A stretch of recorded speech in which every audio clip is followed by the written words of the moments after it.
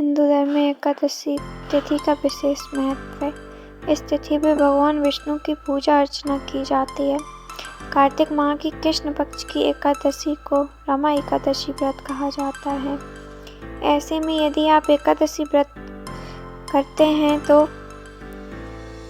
इसका कथा का पाठ जरूर करना चाहिए।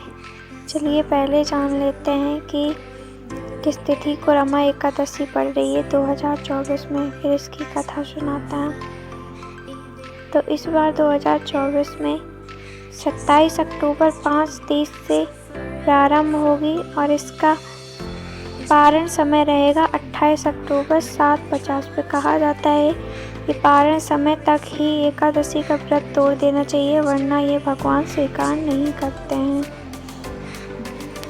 एक समय की बात है, मुचकुंद नाम का एक सत्यवादी तथा विष्णु भक्त राजा था। राजा ने अपनी प्यारी सी बेटी चंद्रभागा का विवाह राजा चंद्रसेन के पुत्र शोभन से किया था। राजा मुचकुंद एकादशी का व्रत विधिवत तरीके से करता था।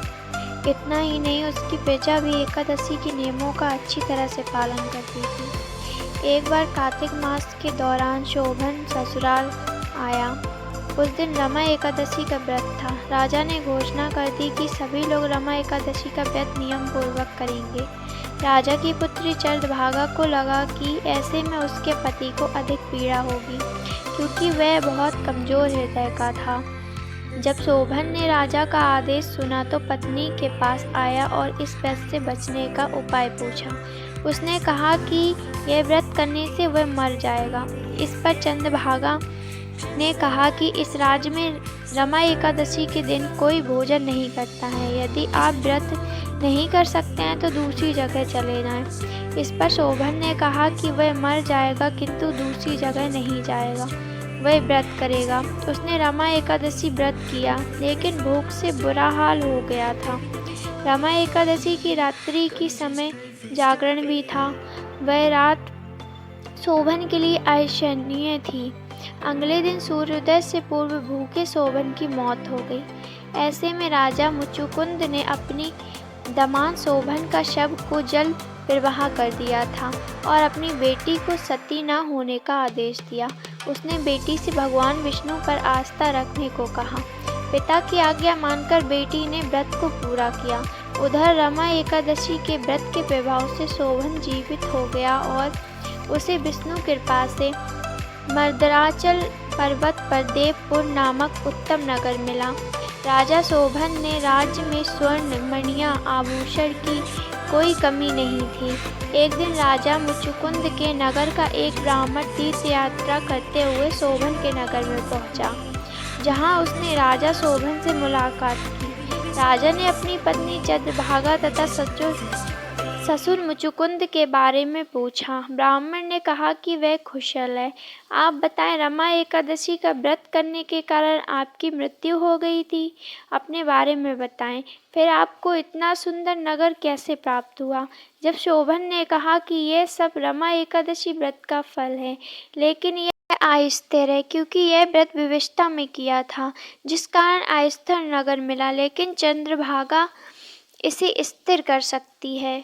जब चंद्रभागा ने कहा कि ये चंद्रभागा से कहे, ब्राह्मण ने कहा कि नहीं, वह प्रत्यक्ष तौर पर देख के आया है।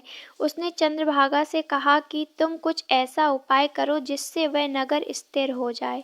तब चंद्रभागा ने उसे देवनगर में जाने को कहा। उसने कहा कि वह अपने पति को देखेगी और अपने व्रत के प्रभाव से उस नगर को स्थिर कर देगी। तब ब्राह्मण उसे मद्राचल पर्वत पर वामदेव के पास ले गया। वामदेव ने उसकी कथा सुनकर उसे मंत्रों से अभिषेक किया। फिर चंद्रभागा ने व्रत के प्रभाव से दिव्य देह धारण किया और शोभन के पास गई। शोभन ने उसे सिंहासन के पास बिठाया। फिर चंद्रभागा ने पति को अपने पुण्य के बारे में सुनाया। उसने कहा कि वह अपने मायके में 8 वर्ष की आयु से ही नियम से इस व्रत को कर रही है। उस व्रत के प्रभाव से यह नगर स्थिर हो जाएगा तथा प्रलय के अंत तक स्थिर रहेगा। दिव्य देह धारण किए हुए चंद्रभागा अपने पति शोभन के साथ उस नगर में सुखपूर्वक रहने लगी। के साथ उस नगर में सुखपूर्वक रहने लगी। तो देखा आप लोगों ने एकादशी व्रत की कथा, प्रभावकारी और इसका व्रत कितना उत्तम होता है। तो बोलो हरि विष्णु भगवान की जय।